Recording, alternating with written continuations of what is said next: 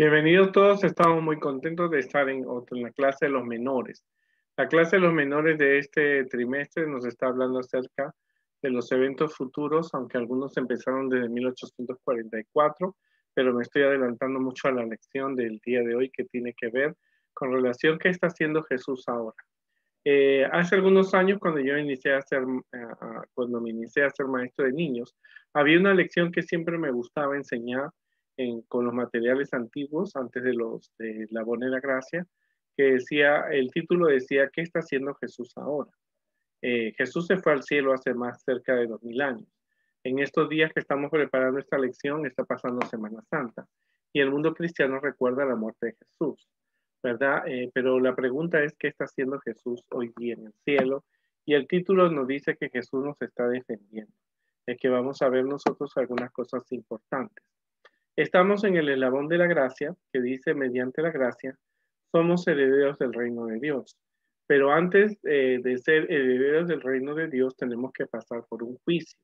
Y eso te vamos a tratar hoy día de explicar, pero te recomiendo que tú leas más, investigues un poco más, escuches sermones adventistas que tienen que ver con el juicio investigador que se originó en 1844. La lección dice, Jesús nos defiende en el santuario celestial, y dice, Jesús intercede por nosotros en el santuario celestial como mi abogado. El versículo de memoria se encuentra en 1 de Juan 2:1-2, dice, hijitos míos, les escribo esto para que no pequéis. Pero si alguno peca, tenemos un defensor, un abogado ante Jesús, ante Dios, Jesucristo el justo. Él sacrificó su vida para quitar nuestros pecados, y no solo los nuestros, sino los de todo el mundo. El apóstol Juan decía que si alguno ha pecado, no decía que no peque, pero si alguno ha pecado, porque de hecho somos humanos, tenemos un abogado que nos defiende ante Dios, que es Jesucristo, pero para eso tenemos que comprender muchas cosas interesantes. Primero, tú sabes, porque tú creciste quizás en la iglesia adventista o escuchas muchas veces acerca del santuario en la tierra, el santuario que construyó Moisés. El santuario el que construyó Moisés estaba dirigido por Dios a través de los sacerdotes y el sumo sacerdote. Así que tenemos que entender que en el santuario que hay en el cielo, la obra sacerdotal de Cristo no está limitada a una ofrenda sacrificatoria que hizo de sí mismo en la cruz. El sacerdote mataba un corderito, que significaba que Jesús iba alguna vez a morir por nosotros. Pero había un sacrificio donde, aparte de ese sacrificio diario, había unas festividades que los judíos tenían, donde el sumo sacerdote se presentaba ante el trono de Dios, ante el arca del pacto, pidiendo el perdón de todo el pueblo judío, y eso es lo que Jesús está haciendo, ¿no es cierto?, en el cielo. Eso respalda la posición de que Cristo es el verdadero sacerdote que sirve en el santuario verdadero. O sea, cuando Jesús murió, resucitó, subió al cielo, Él está en ese santuario verdadero, que fue una copia que hicieron aquí en la tierra cuando Moisés estaba dirigiendo al pueblo en el desierto. Bueno, hoy tenemos una dinámica que tú te vas a averiguar cuáles han sido los juicios más famosos en la historia de esta tierra. En esta historia han habido muchos juicios. Algunos han sido justos, otros han sido injustos. ¿No es cierto? Han habido juicios justos y juicios injustos. Por ejemplo, el juicio que se le hizo a la reina María Antonieta. Ella vivía como una reina, ¿no? No digo que era perfecta, pero ella vivía de fiesta en fiesta porque fue educada para ser una reina y gozar de un palacio mientras su pueblo se moría de hambre. A ella le hicieron no la podían culpar, mi opinión, de todo lo que pasaba en Francia, porque ella no era el rey era el que se encargaba de eso, pero a la reina la mandaron decapitar porque sí. De hecho, la reina tenía que morir para eliminar la monarquía en Francia. Han habido juicios justos, como por ejemplo el juicio de Nuremberg, donde realmente se condenaron a muerte a todos aquellos soldados y generales nazis que habían sido participantes de la muerte de 6 millones de judíos. Ahora, todo juicio siempre es esperado de dos maneras. El inocente espera para ser declarado inocente. Y el culpable, con miedo, porque sabe que va a llegar la hora de prestar cuentas de su actitud errónea, será condenado a muerte. Ahora, ¿qué nos dice la Biblia con respecto al juicio? Dice, por cuanto se ha establecido un día en el cual juzgará al mundo con justicia. O sea, va a llegar un día donde ese juicio se va a hacer un veredicto. O todos o condenados o salvados, ¿no? Ahora, será ese juicio por aquel varón a quien Dios designó, dando fe a todos por haberse levantado de los muertos. Eso quiere decir que Cristo está en el santuario porque se está realizando un juicio en todo este mundo, desde el tiempo de Abraham hasta el tiempo final. Ahora, nosotros en este estudio hemos hecho algo diferente. Queremos que tú descubras en versículos de la Biblia cómo la Biblia describe acerca del juicio. Dice Daniel 7, 9 y 10 que estuve mirando hasta que fueron puestos tronos y se sentó un anciano de días cuyo vestido era blanco como la nieve y el pelo de su cabeza era como lana limpia. Su rostro llama de fuego y la rueda del mismo fuego ardiente. Un río de fuego procedía y salía delante de él, millares de millares le servían y millones asistían delante de él. O sea que Daniel te dice que ese juicio estaba el juez. En este caso era Dios que estaba en una silla que tenía ruedas, como unas ruedas, y cuando él se sienta, empieza ese juicio. En ese juicio están todas aquellas personas que estaban de testigos, de jueces, y veremos más adelante qué más es lo que sucede. Ahora, ¿quién es el juez? ¿No? En Juan 5 se nos dice, porque el Padre a nadie juzga, sino que todo el juicio dio al Hijo. O sea que ese juicio, Dios es el juez de ese juicio. ¿Y dónde salieron los datos para el juicio? ¿Dónde salieron las acusaciones? Dice Apocalipsis 20:12, y vi los muertos, grandes y pequeños, que estaban delante de Dios, y los libros fueron abiertos, y otro libro fue abierto, el cual es el libro de la vida, y fueron juzgados los muertos por las cosas que estaban escritas en los libros según sus obras. O sea que hay libros donde está escrito las cosas que tú y yo hemos hecho. Las cosas que hemos pedido perdón han sido borradas, y si no hemos pedido perdón, ese pecado permanece. El Espíritu Santo te hace recordar siempre que hacías, qué cosas travesuras, qué cosas malas hacías, y tú tienes que tener un arrepentimiento. Por eso nosotros debemos orar y pedir a Dios siempre el perdón de nuestros pecados. Ahora, ¿cuál es la norma? ¿Cuál es la regla? ¿Cuál es la ley del juicio? Dice, así hablad y así haced como los que habéis de ser juzgados por la ley de la libertad. En otro caso, nuestras acciones están si tú lo que hablas y lo que haces está en armonía con los mandamientos que Dios nos ha dado, ¿verdad? Si tú robas, mientes, ofendes, matas, desobedeces a Dios, entonces allí está toda la norma del juicio. Ahora, ¿quién es este abogado? Sabemos que Dios es el juez, pero ¿quién es ese abogado? ¿Verdad? Porque todo juicio tiene siempre un juez, un abogado y un acusado, y un acusador. O sea, que hay alguien que ahora, ¿quién es el abogado? Dijo Juan 1:21, dice, hijitos míos, estas cosas escribo para que no pequéis. Y si alguno hubiera pecado, abogado tenemos para con el Padre, a Jesucristo el justo. En otras palabras, nosotros tenemos un abogado que es Jesús, que es quien es justo y quien estuvo en esta tierra y sabe qué cosas hemos pasado, qué pasamos nosotros cuando estamos frente a una tentación. Así que Jesús es el mayor abogado que nosotros podemos tener. ¿Deberías tú tener miedo al juicio si tu abogado y príncipe del universo es Jesús?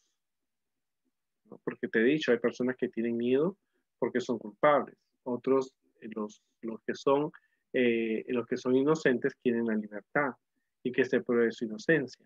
Pero uno tiene que tener miedo a un juicio. Bueno, entonces eso es una pregunta que tú tienes que pensar. Si tú te has arrepentido de todos tus pecados, si tú prometes un cambiar cada día, Jesús te escucha. Ahora, ¿dónde está Jesús en este momento? ¿No? Hebreos 9:24 dice, porque no entró Cristo en el santuario hecho de mano. Quiere decir que Jesús no entró al lugar, al santuario que estaba en Jerusalén, ¿no? El templo era el santuario en sí, o Jesús no entró al santuario que estaba en el desierto, ¿verdad? Sino al figura del verdadero, sino en el cielo mismo, para presentarse ahora por nosotros ante Dios. O sea que Jesús está en el santuario, que está en el cielo, que fue la copia que hicieron, que hizo Moisés con el pueblo de Israel, y luego esa copia se convirtió en el templo de Jerusalén, ¿verdad? Ahora, Jesús está en el cielo en este momento, en ese santuario. ¿Existe un santuario en el cielo?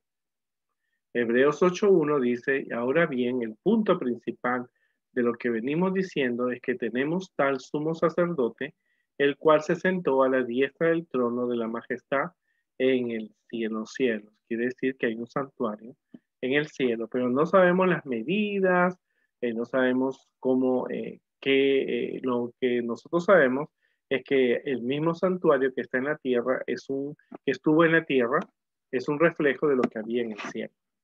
Ahora, entonces Cristo ahora ha llegado a ser el sumo sacerdote, pero sobre todas las cosas buenas que han venido, Él entró a ese tabernáculo superior y más perfecto que está en el cielo, el cual no fue hecho por manos humanas ni por parte del mundo creado con su propia sangre, no con la sangre de cabras ni de becerros, entró al lugar santísimo una sola vez y para siempre y aseguró nuestra redención eterna. Cuando Jesús resucita, le dice a María, no me toques, tengo que subir al Padre. Por supuesto que Jesús, al retornar al cielo, Jesús es el Cordero que murió por nosotros.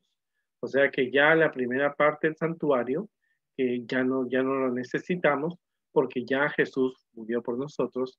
Ahora Jesús pasa al lugar santo, y del lugar santo en 1844, Jesús pasa al lugar santísimo para juzgar a las personas en el mundo. Ahora, ¿qué periodo profético señala en el juicio el inicio de este juicio investigador? Daniel 8:14, y dijo, hasta 2300 tardes y mañanas, y luego el santuario será purificado. Entonces, para eso yo te invito a que tú hagas una investigación. La lección habla de que nosotros tenemos que decirte que ese juicio empezó el 22 de octubre de 1844, cuando se inician algunas fechas históricas, como cuando se pide que se reconstruya el templo de Jerusalén. Entonces, a partir de esa época, las matemáticas hacen un funcionamiento y da como resultado que los 2300 días empieza en 1844, que los milleristas que pensaban de que Jesús iba a venir aquí a la tierra el 22 de octubre de 1844. Pero no fue así, sino que era el inicio del juicio en el cielo, ¿verdad? Este periodo, que como te dije yo, empieza en el año 457 a.C., es cuando se empieza la construcción de Jerusalén, y termina el 22 de octubre de 1844. Entonces nosotros creemos que ese día Jesús inició el juicio investigador en los cielos. Ahora, tú estás en la edad de los menores de 10 a 14 años, tú necesitas una explicación adicional a estos minutos que nosotros estamos preparando. Gracias a Dios, la Iglesia Adventista tiene predicadores. Esta es una base bíblica. Tú puedes escuchar predicaciones predicaciones adventistas acerca de lo que ocurrió el 22 de octubre de 1844. Y esto es algo que nosotros tenemos que recordar siempre. Ahora, ¿quiénes son los testigos? Tú te preguntarás. Los testigos, por supuesto, que son los ángeles. Ellos son los que apuntan, los que están, el ángel tuyo apunta las cosas que tú haces, ¿verdad? Y ese libro está en ese libro están todas las perlas de todos nosotros y lo que hemos hecho y lo que no hemos hecho, ¿verdad? ¿Y quién es el acusador? Pues Satanás es el acusador, es quien reclama y dice, este me pertenece a mí. Pero Jesús está en ese juicio y dice, un momento, él se arrepintió, mi sangre fue derramada y automáticamente él está salvo. Pero nosotros tenemos que tener un arrepentimiento genuino, porque en este juicio tú no sabes qué día ni qué hora te van a ver tu caso. Tú no puedes decir, no, no creo que a mí me vean. No, en este juicio entramos todos sin ninguna excepción. Así que por lo tanto, ese juicio se está celebrando desde el año 1844. ¿Hay que temer? Si tú estás viviendo una vida diaria en comunión con Jesús, no tienes que temer. Estamos viviendo en una época de pandemia, por lo tanto tú necesitas estar, no por el miedo, sino porque tú amas a Jesús, porque sabes que es parte de que este mundo llegue a un colapso y acabe, es por la venida de Jesús. Entonces nosotros tenemos que tener una vida diaria de comunión con Jesús. Si tú oras, estudias la Biblia y testificas diariamente de Jesús, ¿verdad? Es algo que nosotros tenemos que tener. Daniel oraba 3 veces al día y es lo que nosotros podemos imitar de la vida de una persona de fe.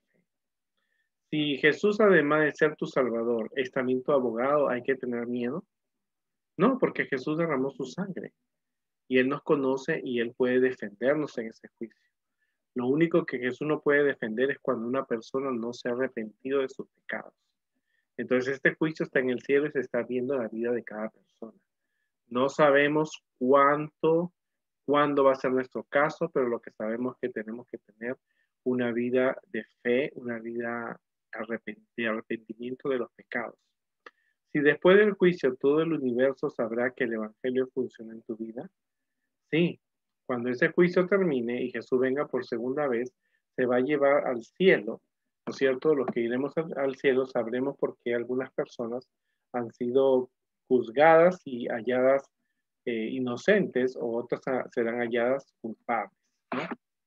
Algo que nosotros tenemos que recordar siempre, que tú eres un cristiano, que eres adventista, has aceptado a Jesús como tu Salvador personal y deseas vivir una vida diaria en comunión con Jesús. Tú no eres un cristiano solamente por cambiar las doctrinas o la iglesia. Jesús quiere cambiar tu vida y hacerte feliz y necesitas tú un arrepentimiento genuino. La pregunta de qué está haciendo Jesús ahora en el cielo, Jesús no solamente está preparando las moradas en las que vamos a vivir, sino que en estos momentos, desde el 22 de octubre de 1844, Jesús está celebrando un juicio en el cielo. El juez del Dios, cuando dicte la sentencia, acabará todo y entonces Jesús vendrá por aquellos que en ese juicio salieron como santos y salvos y aquellos que no serán destruidos. Entonces, en ese juicio que se está celebrando, Jesús es nuestro abogado, Él nos defiende, porque su sangre que derramó en la cruz es la garantía de nuestra salvación, pero para eso necesita personas como tú y como yo que decidan estar del lado de Jesús y pedir perdón por nuestros pecados cada día y tratar con la ayuda de Dios de no volverlos a cometer. La norma de ese juicio es la ley de Dios. Los libros, hay 3 libros, el libro de las memorias, el libro de la vida y el libro de la muerte, donde en el libro de la vida están escritos los nombres de aquellas personas que han sido salvas. En el libro de la muerte están aquellas personas que no van a ir al cielo. Y el libro de las memorias es donde está nuestra vida escrita en una página, las cosas que hemos hecho y que debemos nosotros arrepentirnos. La norma también es la ley de Dios. Luego, los ángeles son los testigos y el ángel acusador, por supuesto, que es Satanás, quien reclama que todas las personas que han cometido un pecado le pertenecen a él. Así que procura mantener una vida cristiana de corazón, porque ese juicio no sabemos cuándo se nos va a tocar nuestro caso, pero ese juicio terminará y entonces Jesús vendrá por segunda vez para llevarnos al cielo. Ahora, este juicio empezó el 22 de octubre de 1844 y también se puede decir que es el inicio de 1776 del fin del mundo porque las cosas han ido de mal en peor. Ahora estamos viviendo en una pandemia, Así que muchas personas han muerto y ellas no han podido saber acerca de que Jesús es su abogado, de que Jesús es su Salvador y que Jesús viene pronto. Entonces, ¿cuál es tu responsabilidad si sabes que Jesús está en un juicio? Lo que la responsabilidad tuya es contar que Jesús viene pronto. Contar que hay un juicio en el cielo, donde se está viendo el caso de nosotros y que su sangre fue derramada para salvarnos, que solo debemos elegir a quien nuestro corazón gobierna y es a Jesús y no a Satanás. Así que en esta lección es bien importante que podamos encontrar en la respuesta a qué está haciendo Jesús ahora, encontrar que es una esperanza para nosotros, una esperanza de amor y de fe y de que podemos estar en el cielo. Así que nosotros sabemos qué está haciendo Jesús ahora. Está como sacerdote en el lugar santísimo celebrando un juicio ante Dios, con los ángeles, con la ley de Dios y defendiéndonos y tratando de que nosotros logremos con una vida cristiana y de arrepentimiento ser hijos de Dios. Que Dios nos ayude. Hay mucho estudio que tú puedes hacer, ¿no? Puedes pedir a tu maestro, a tu pastor que te explique más detenidamente, pero lo importante es que tú leas la Biblia y descubras lo maravilloso que es ese juicio que se está celebrando en el cielo. Así que recuerda, elige cada día a Jesús como tu amigo y Salvador.